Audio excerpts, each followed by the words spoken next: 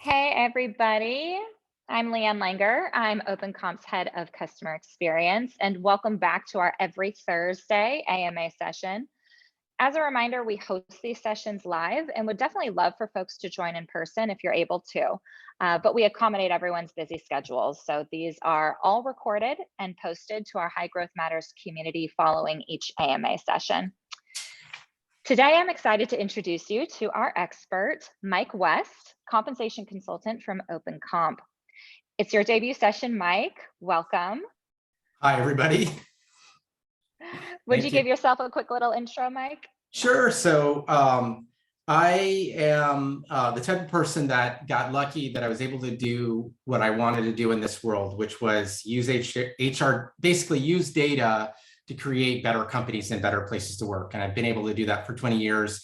I started my career out of grad school with Merck, and then worked with a variety of different, very large companies that had a history of success and that had the wherewithal to invest in using data in HR in new and innovative ways before most other companies did. And then the last 10 years, I went into consulting and started to work with much smaller firms, and with really one question at the front of my mind, which was, given the advantages that we were able to create in these large companies by using data, how could we replicate that for small companies when they couldn't have a team of 20 to do this stuff? So you've really got to kind of boil some of the things out that work and figure out what matters most in any case. So I've been doing that for 10 years, and I'm happy to join the OpenComp team and have a team of people around me and an area of focus that's really compelling, especially right now in the world today. So thank you. And we certainly feel lucky to have you, Mike, and here in our AMA. So thank you so much for joining us. So today's topic is about managing employee versus employer perceptions based on the current economic climate today. So kind of a meaty topic we're about to jump into here. Mm-hmm. So let's start at the beginning. Mike, what is the current economic climate?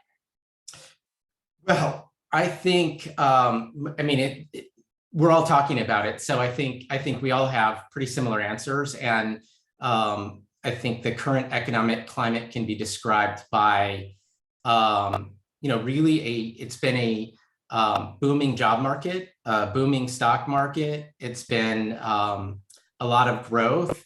What we're hearing about are businesses that are having a hard time hiring people. I've seen some statistics recently about how there are, on average, like 100 job openings per 70 people that are available to fill those jobs. So there's basically more jobs than there are people open in the labor market right now, which means we're going to be swapping people a lot. With that, we're hearing about a lot of employee attrition, and we're also hearing about inflation.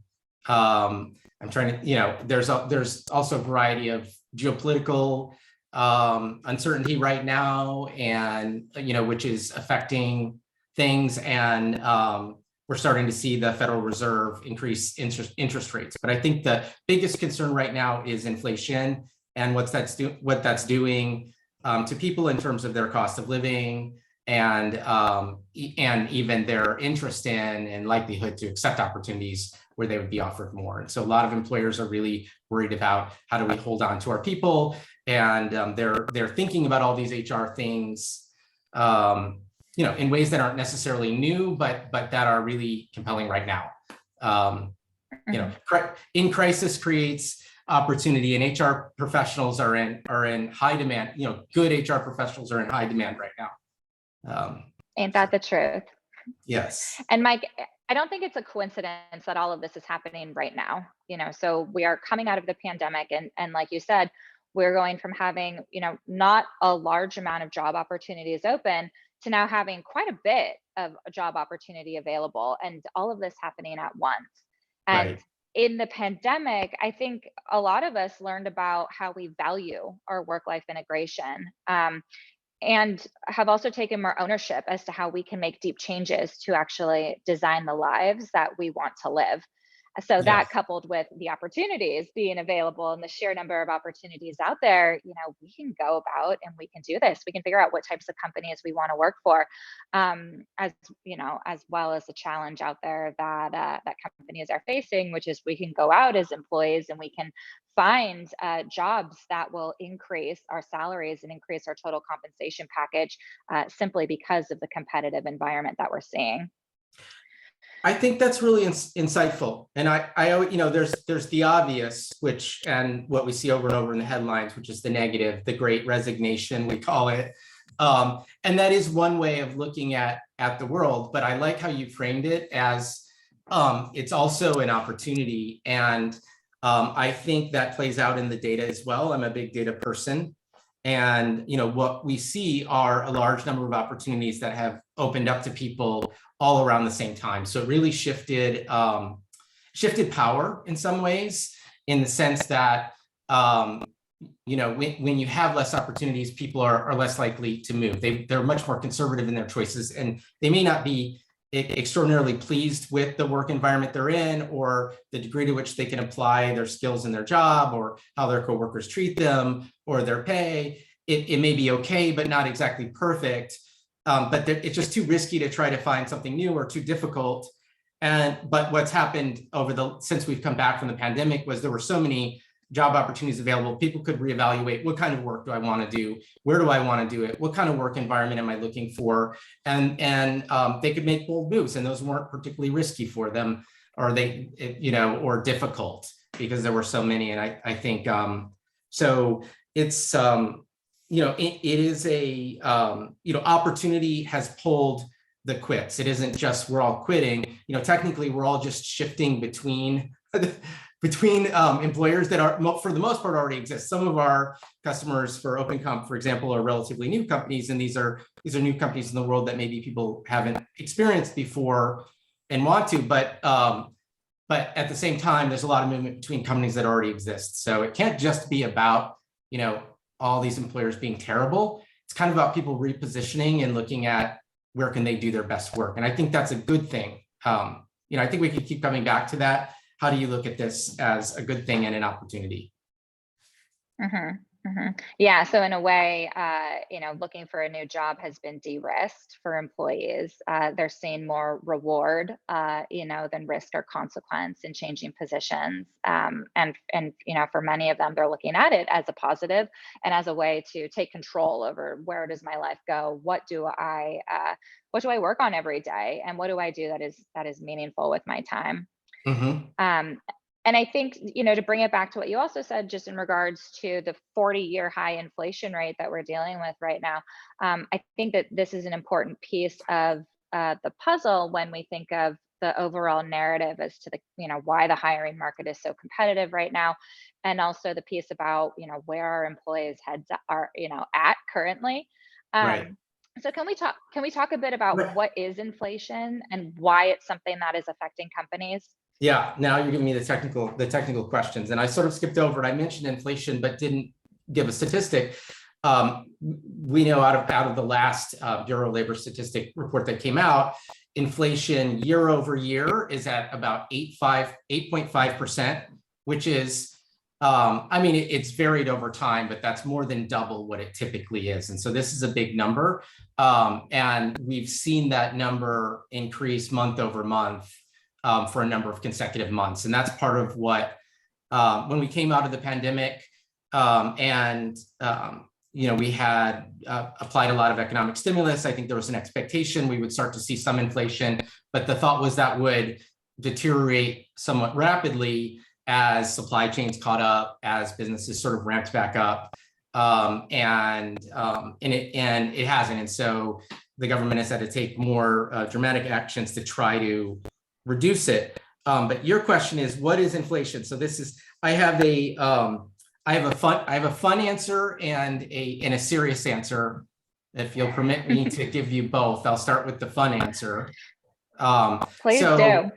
So a few weeks ago, I was in Las Vegas, and I'm not a huge gambler, but when I do gamble, I tend to choose skill games. But I was there with friends, And we're just looking for a game that we can all play together. We're looking for a blackjack table and walking around the casino, and casino after casino, you look for a table that is comfortable for you in given how often we gamble, or we're in Las Vegas. And I remember back in the old days, you could find blackjack tables where the minimum bet was $5. Well, on this given a few weeks ago, on this given day, in these casinos, you couldn't find a blackjack table where the minimum bet was anything less than $20.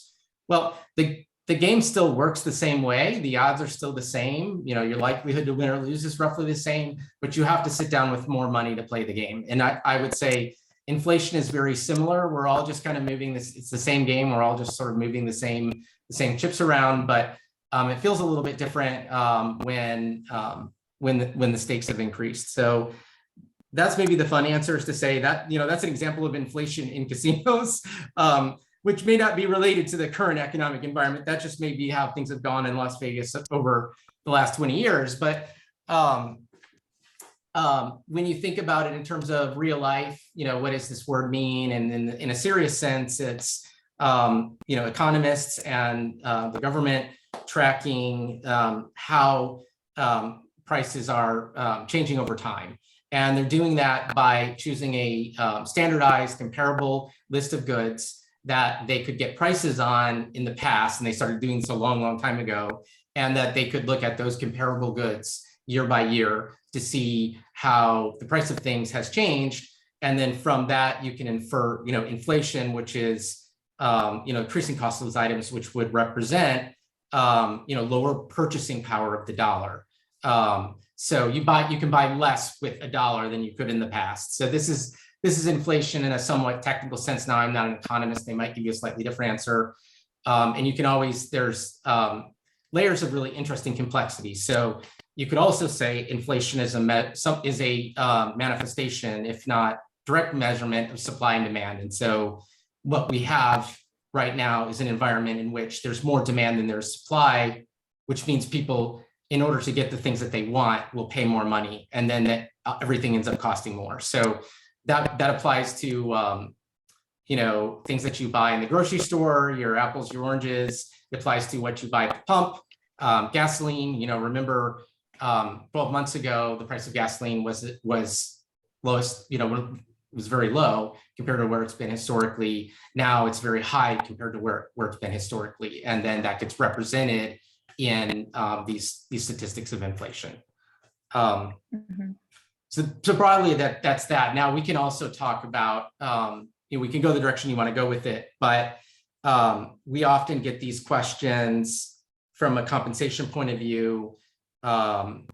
What's the difference between cost of living and cost of labor, and how does inflation come to play in that, and things like that. And so we can kind of move around in that space if you want to talk about that. Yeah, I mean, so it's funny. One, you mentioned the economist's view, and my dad is an economist. So, when I told him we were doing this session, he talked my ear off for about 70 minutes, and I could not get him to stop. He is retired, but clearly there is something he is missing. Yeah. Oh yeah, I mean, I bet that would be a lot of fun. Yeah. Well, so economists are a special kind of analyst, and they're some of the smartest people you'll ever meet, and they kind of live in their own abstract world, and they really understand the rest of the world through these numbers. And I think they're fascinating people. I can go down similar rabbit holes, but yeah. Yes. The data rabbit holes can take you down. Yeah. But, so you did talk about the cost of living versus the cost of labor. And I think it makes sense just to, do kind of a quick anecdote on that, because when companies are pricing compensation for employees, we are not looking at cost of living.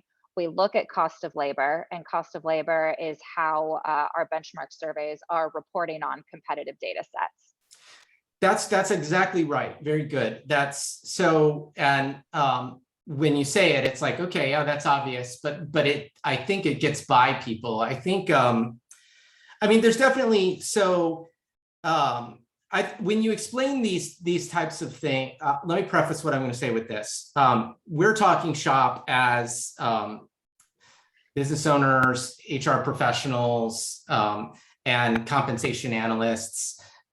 When you go out and message to employees, you might reframe, how you describe it. But the brutal truth is, we are operating a business, and we're not a family. Like we're not increasing the allowance because the cost of candy bars has gone up. That's not really the reason why we make pay decisions. We make pay decisions on the basis of labor markets and supply and demand of people, not oranges or gasoline. Now, that's a very hard answer. And there's truth from different perspectives. Taking the employee's point of view, if you paid them the same dollars, they're actually, maybe you even give them an increase in pay. Because of inflation, they might be making less in terms of real dollars and what they can buy with it now than they could last year. And to them, that feels unfair. And so that's the perspective they bring. And anecdotally, what I hear from, I've already had, one customer reach out frantically and say, okay, we're working on this pay thing, but we really need to speed this up because it's, the employees are out, like, they're not truly breaking things, but it feels like we're having a riot out here, and people are just banging things and breaking things and, asking for pay, and that kind of builds on itself, and you need an answer. But what you said is exactly correct. What most organizations do that have employee pay under control, and have applied sound principles to it, what they do is they look at the jobs, they look at what a market data set that would tell you how much other companies are paying for those jobs. And then they would look to pin prices to that data set in a way that they can afford and that fits their strategy. And so, and that will change over time. It's just on a little bit of a slower cycle. We don't report that by month. We might look at that one time per year, or we might look at that 2 times per year. And in theory, you can look at it as many times per year as you want, but most companies don't look at it that frequently. But when you do get that data, it will pick up how the price of labor has changed in a given market over time. And then that'll get, over time, you're going to try to get your employee population to those rates as well. And so that's cost of labor versus cost of goods, which for a given city, so if we think about this, the cost of you could take any position. You could take a cashier in San Francisco versus a cashier in Kansas City, Missouri, versus a cashier in New York City or anywhere else, or go into another country, and they're going to be different rates for them based on where they live. Similarly, you would find the same thing for a software engineer, something of that nature. And thinking about it that way can really help expand your point of view, because you take a kind of almost a 3-dimensional view of pay. Inflation is not affecting all those markets simultaneously the same ways. So, even with inflation, just holding that constant, there's a different rate in different places. And so organizations may take the strategy, we're going to hire more people in Egypt because we can get them for 1/10 of the cost of somebody in the US. So if you could do that and you could successfully manage your business, you might say, why not? And so they're comparing all these options. Now, you may be locked in a given city because that's where you're physically located, or because that just is where you find the best pool of talent for you. And that's how your team works together. And so now you're operating within the confines of that market, but people are paid very differently in different places at the same time. And so it's a really interesting phenomenon, but we look at the cost of labor, where we're going to be hiring people, as opposed to, because you have to pen to something. So as opposed to just some arbitrary number. Yeah, and you're touching on pieces of GeoPay strategy and which is also another hot topic right now. Right. But to kind of bring us back to like the employee perception, I'm going to Yep. summarize a bit of what you have just said, but right now we're seeing around 8.5% inflation, which is, a 40-year high. Employees are feeling every day when they live their daily lives, like going to the gas station to fill their gas tanks or going out grocery shopping. Employees are finding that their dollars are just not going as far as they used to. And so Right. naturally, there's some anxiety, that grows about how do we maintain our lifestyles when we see the prices of goods increasing. And we, also naturally, I guess, go back to our paycheck. How much is our salary? How much is our take home pay? And we ask ourselves, is this enough to be able to maintain my lifestyle? Or how can I maximize this money that I do have? Right. And I think because it's a paycheck, the paycheck comes from your employer controls your paycheck. There seems to be almost this expectation that the employer should be the one making a fix to help Right. compensate for the economics that we're experiencing. What do you think employees actually expect from their employers? I think you're right. I think they expect to get regular pay increases on an annual basis that at least cover the cost of inflation, if not a little bit more. And if they are, probably most people in the world today, it depends on the profession, how people think, but most people in the world today are aware of this concept of market pricing, and that they should be paid competitively with what other companies in their local markets are paying. And they hear about what their friends are being paid, or they can go to a website and they can look up pay. Or they can Google it. They can go on boards where, people are sharing what they're being paid. So there's a lot of ways people can find out what other people are being paid, and they can kind of pick out, they'll see numbers that are higher than what they make, and they wonder, well, why can't I make that too? So I think in some ways, we'll go to now the more careful messaging. It's the organizations that weather these storms well are the ones that have created sound principles that allow them to be transparent. So, and some of that is, if people can understand the principles by which you're making these decisions and they're fair, they almost don't, the outcomes don't matter the outcomes as it relates to them don't matter as much. But if they have a sense or a belief that it's unfair,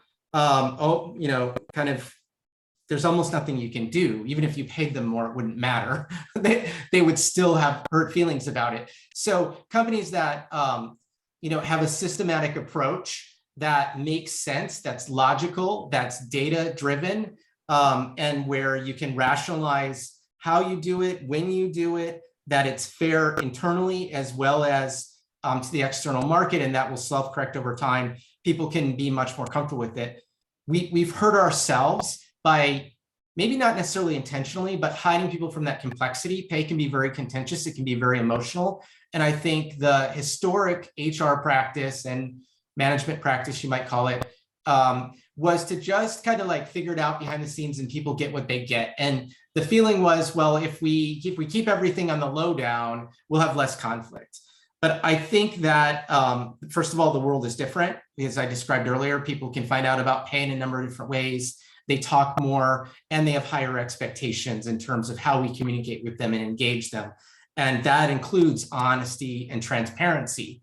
And right now we're in this period where companies are all over the place. And so a lot of what I'm doing is trying to help organizations come up with a systematic approach that if you showed it to people, or if it was published in the New York Times, you would have no problem with that. And in fact, more people would say, I feel much more relieved, because it's not just about what my manager thinks I should get or what somebody else thinks I should get. There's actually checks and balances, and it's fair. If we can't all get there because we don't necessarily have all that in place, I understand that. But in the absence of that, you have this void, and people fill that void with what they've been told, with their illusions, with their fears, with their anxieties, with all sorts of things. Or one of those is that, well, I typically get a pay increase every year. It's not really that much. It's whatever, 3 to 5%. Maybe I would say probably most people, if they were getting consistently 5% pay increases per year, that would be exceptional and pretty rare. Now we're talking about inflation at 8%. So we can't even the exceptional cases feel like they're falling behind. My point on that is that they've associated the amount of money they got and the lack of explanation for how that was determined with this is a cost of living adjustment. And so when they see cost of living going up much more rapidly, they're thinking their adjustment should be higher as well. And when that doesn't happen, they've got a lot of questions. And it's mostly not because that's how we've done it or the way that we determine pay. It's just the way that they imagine it. And it's because we haven't communicated it clearly or trained anyone how we do it. And managers can't even speak in articulate ways about it for the most part. So this has created a problem. Now, I actually think it's an opportunity, and there are a lot of ways to use this time period to reset, start to apply these sound principles and communicate with people because they want to know. Whereas maybe we didn't have that bandwidth to talk to them before, or we didn't know they were that interested, and now we know they're interested. So we can differentiate by illustrating how we're a different company. And I'll just give you an example. So a Wawa opened up by my house. Wawa is a convenience store on the East Coast. I don't know if that relates to California, but it's one of our convenience stores that people love here. In other states, it's different things. I'm trying to think. In Texas, it was Buc-ee's. Like people just go out of their minds. They drive out of their way to go to a Buc-ee's, just to see it, just to be there. Wawa's kind of like that on the East Coast a little bit. We got one down the street, and I went down there, and I actually walked there, and I went in and I needed some milk. It was on a Saturday. I got the milk. I got to the cash register, and there's a manager standing there. There was kind of some people standing around, and I was kind of thinking, what's going on? She stepped forward. She swiped a card at the cash register I was walking up to, and then she stepped back.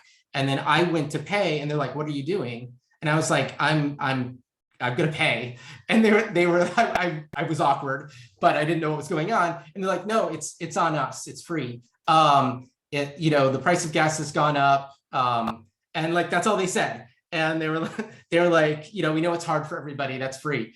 And I mean, that created such a great experience for me. I'll never forget that. And I shared about that on social media, and I told my friends and family, I was like, "You won't believe this. Like, you won't believe what just happened. They just gave it to me for free." Like, I didn't need them to do that. Other people might need them to do that, but it created a goodwill in me, a sense of, I want to do something nice for somebody else.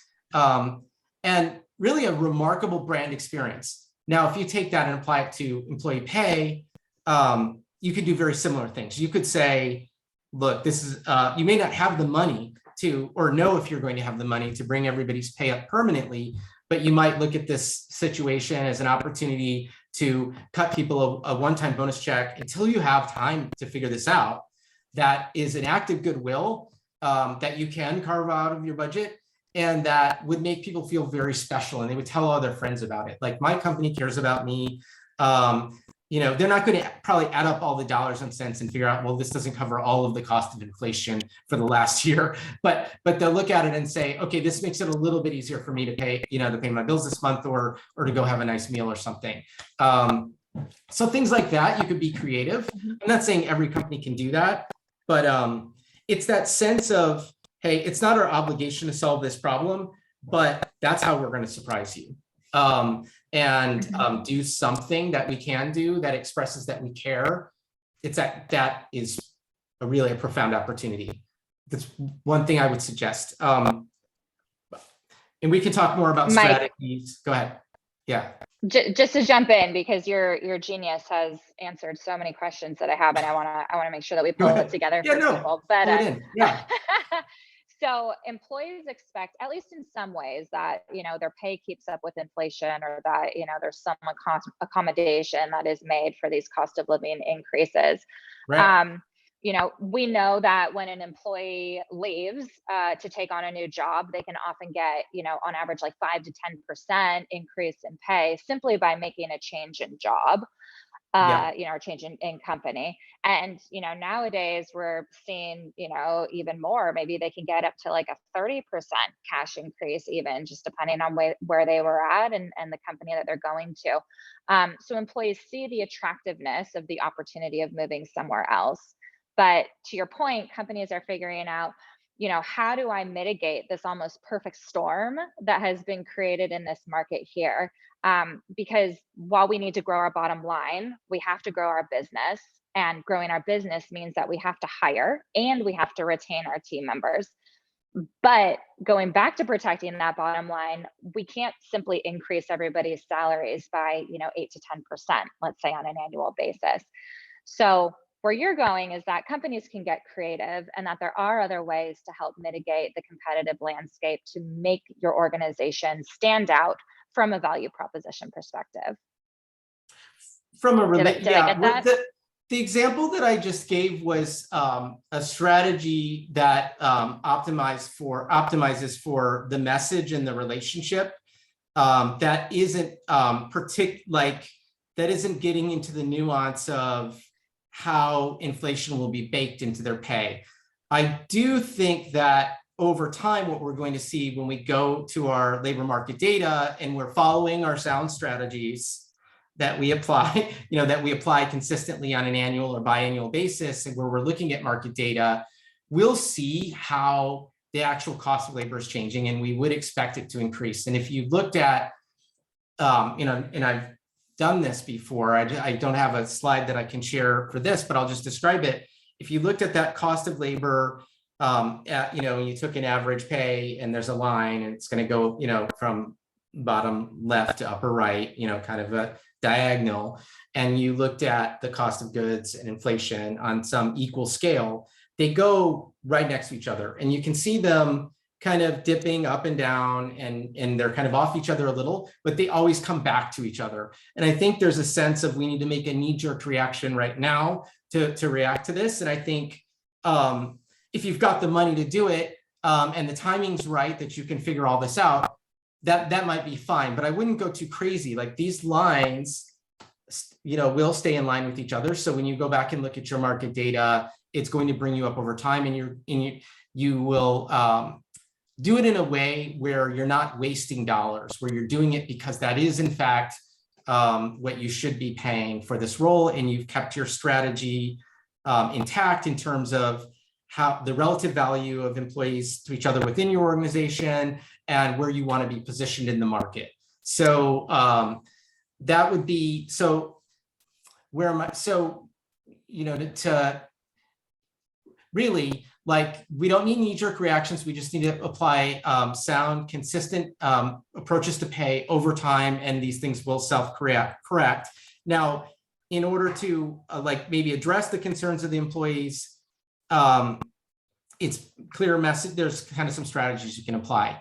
Clear messaging on how pay is determined, how you got this, giving them more of a sense of, okay, this is fair, and understanding the timeframes when it will be reviewed, and that they would expect what they can expect.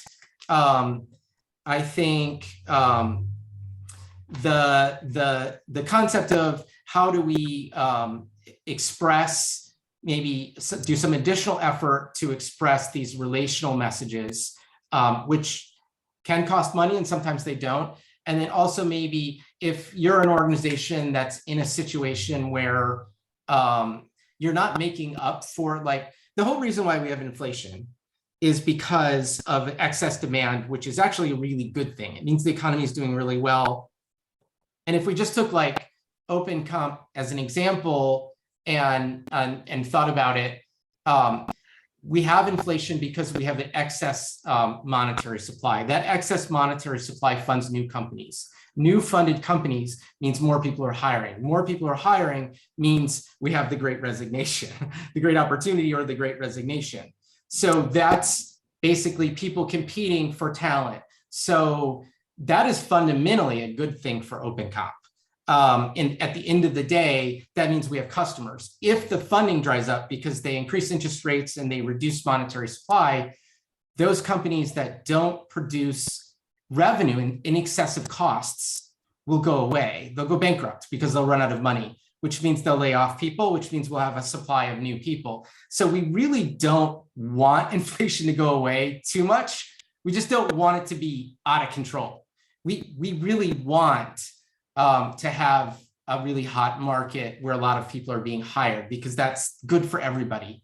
Now, at the same time, we don't like things to get more expensive. So, but it's that balance of what is the revenue to cost situation. So companies that I don't recall the quote, but Jamie Dimon, the CEO of JP Morgan Chase, came out very early on when we were talking about inflation and said, like, like big time CEOs deal with the problem. Like, don't cry about the problem. Like, it's fundamentally an opportunity where you're saying those organizations that like when you get into a situation of crisis, the weaker organizations will die, the stronger organizations will live. We live by having a compelling product and having pricing power. And as a function of that, we can hire people. So this isn't a threat to us. If you're not in a situation of pricing power, now you've got to get creative. And so then we'll talk about, well, what are your creative strategies? Because we all have to start somewhere. Did that, yeah, I get on a rant. To your point. Like, so we found something that you're passionate about. Yeah. And I love it. I love it. But you touched on right there, Mike, you touched on productivity, which I think is extremely important, right? Because the assumption is that when you increase wages, when pay goes up, that you also want to see productivity goes up.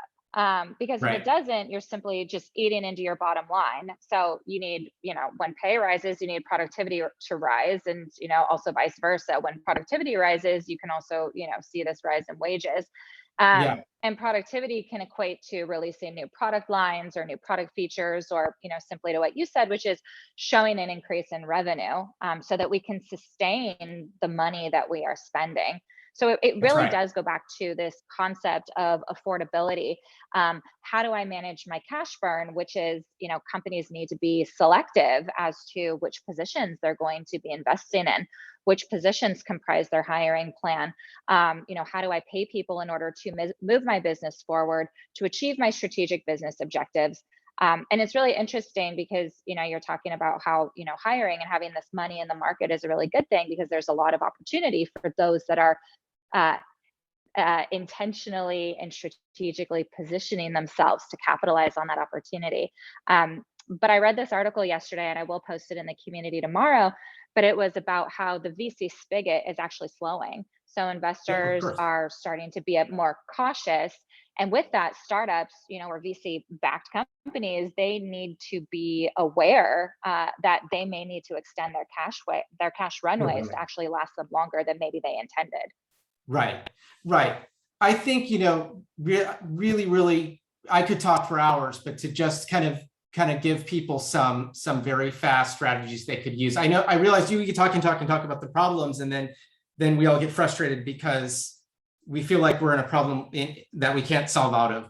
But there's some strategies that can be deployed that maybe we didn't have to think of when cash was loose. But now we can, they'll get more uptake. And so an example would be, so let's say you lose someone and you're backfilling that role.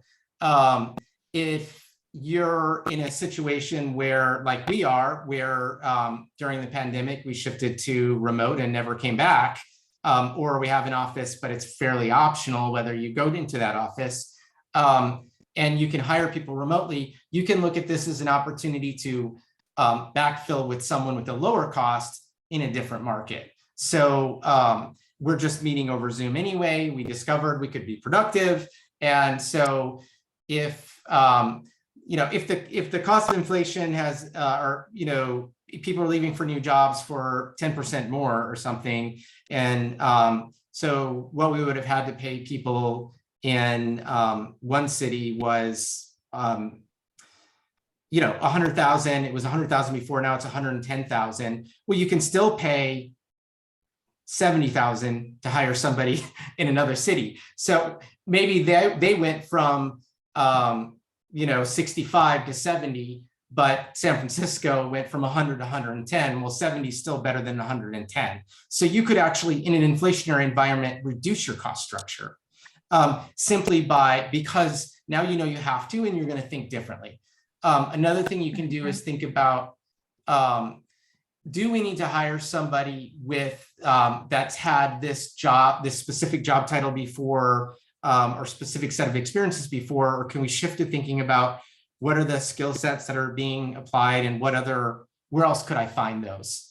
And so, there are great examples that I've experienced where organizations have discovered, we were paying sales reps, $100,000 or more per year to provide doctors with information about pharmaceutical products so they would know how to prescribe them and who to prescribe them to and what are the differences between those and other products. And through some experimentation, they learned that the people who were best at doing that were former school teachers. Well, what's really interesting about former school teachers is that they used to make $35,000 per year. So you could offer them pretty much anything above that, and it's very compelling. Now, they'd have to want to do that work, and maybe they want to be in a school, and that's fine. But there are some people that are sick of it and want to go try something new, and that would be very compelling too. And you could get really, really highly skilled, highly qualified people that put a lot of enthusiasm into their work for a lot less money by just thinking about the skill sets rather than a specific set of experiences on a resume or a specific competitor that you want to take people from. Yeah. I think if we were to put these into like verbal bullets, Mike, like, one, be strategic about the positions that you're hiring and where you are investing your precious resources of cash and equity. Consider where you're hiring, in terms of your geo-pay strategy, and if you can mitigate costs from simply hiring elsewhere. The third point, which you just said, which is consider transferable skills or get creative around the type of talent that you're seeking. What sorts of backgrounds would be successful in the role versus simply pulling people who have, done, the exact sort of, like blueprint of that role before. Yeah, exactly. Yeah. And then that fourth piece, which is what you had talked about a little bit earlier on, but how you communicate with your employees about your compensation philosophy, how in which you leverage data, where your data comes from, acknowledging the state of the economic landscape, that it's, a real thing that we all see and that we feel, and making sure that employees know that, we're here to prioritize you, and prioritize the growth of our business, which, it's a win-win situation when, we're all going to be successful together. But, being able to talk in terms of the entire value proposition. So not just what the cash is, not just what the equity is, but what is the total value proposition of working, at that employer. That's right. That's right. I mean, you're extending the strategy component of what I was sharing to, you have pay mix to work with. So it's not all about cash. You can also use equity, and that can be very compelling, especially to certain types of people. And then you have the benefits that you offer as an organization, and you also have a connection to your mission and high quality work. And I would say, just in my own experience, there's been times where I've had job offers for more, and I've turned them down to work in a more compelling job opportunity where I just got a sense I would be more successful there, or this organization has a much more upside. So I mean, when I went to work for Google, for example, I had an offer for a higher level and higher paying position at Safeway, retail organization versus Google. And the question was, and Safeway would pay to relocate me to California, and Google wouldn't at that time. So it was a situation where, I had to think about it a lot. I asked my friends about it, et cetera. And we kind of jointly made the decision, are you kidding me? You go to work for Google. And this was even before they had established a giant brand, it was just purely on the basis of they're doing something exciting and their mission is compelling and they're really, really smart people. And Mike, we think you would do great there. Whereas they were saying, that retail environment in an old, large, corporate behemoth may not be the best for you. So even though there's more money there.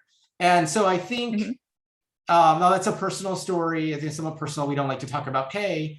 I'll never look back on that and say that I made the wrong choice. That was the best decision I could make. Maybe it was hard to even see at the time that it was, but I thank God that I had my priorities right. And I think that how you manage to I think you've got to flip that around and say, okay, what we want to attract are people that are not driven by pay. We want to attract people that are driven by our mission, find it compelling, and good work comes from passion, and that are passionate about this work, not about the money that we pay them. And so as a function of that, they would take this job for less money. And that's a signal to us they're the right person. And if you can create that, then the money thing is not as much of an issue. The only reason why it matters is because of fairness and because you want to communicate that you care. But aside from that, the primary thing is, have I created an environment in which you could pull out 4 resumes and say, would you want to work with these people? And they would look at that and say, are you kidding me? They're all better than I am. Or where you would look at it and you would say, this just looks like a group of people that are having a lot of fun. This doesn't look like a coffin, where I go to let my ideas die, so we're all going to have a procession as my ideas, are walked off a cliff and never used. Like that's, Yep. people don't want that. So some people are not driven by those same things. We're driven by different things. And I think good HR, good management recognizes that and communicates to people who they are in a way that will be attractive and is not about money. Doesn't mean you can just throw money out and not care about it. It matters, but only to an extent. So all of the research shows like that if you can shift perspective to the long term or to mission or to the relationship that people have with their peers, that far exceeds the those are far bigger drivers of retention than money is. So and we can analyze this and I have in a number of different scenarios. Now you can also use money as a retention device. You just want to be careful how you do that. You don't want to bribe people to stay who aren't a good fit. Like you really want that fitting process to work. Yep, you don't want money to be the Band-Aid. Right.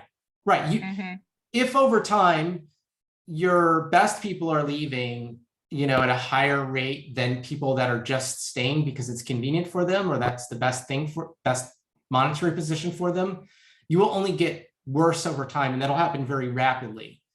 The average organization will only survive 5 years, roughly. And it's kind of this really interesting statistic where you take any point in time and 5 years later, most organizations won't be here, regardless of their size. Those who've exceeded more than 5 years of life are exceptional. And then, that as you add more and more years, they're increasingly exceptional, and they have some unique characteristics, often built through employee relationships. But because you're continually innovating. But the hard truth is that if you're not getting better with every hire, and if you're not losing lower performing people in your environment at a higher rate than those people that are best fit, you'll just get worse over time, and that deterioration will occur very rapidly. So retention is not fundamentally an important business objective. Control over retention is. And you do that by regulating how you pay people on the basis of performance or the criticality of the work that they're doing relative to your mission. So you have to prioritize. You can't solve every problem. Maybe that's the last and final strategy I would offer, is that there's never enough money to solve all of the pay problems when you look at it, when you're really behind the scenes and you're doing this work. And so good is really just about, have you made good decisions about how you prioritize? And how you prioritize is made through sound analysis of what are you trying to achieve, and applying sound principles of, we can't just take our perspective. We need multiple perspectives, and they need to be combined. And one of those is the external market, and one of those is how do employees value things, and then another is what can we afford to pay. And we have to get those perspectives to align somewhere, and identify, what do we want to prioritize? What roles do we want to prioritize? And what aspect of this employment relationship do we want to prioritize, et cetera? I don't know. So thank you. Hopefully that lands. That was the perfect place to close us out, Mike. Thank you for letting us into your brain and for sharing all of this. There's so much food for thought. I can't wait to watch this over again and digest it a bit more. But seriously, thank you so much for being here with us today. You're so welcome. I enjoyed it. Thank you. Thank you. And thanks, everybody. We'll be back next week. See you later.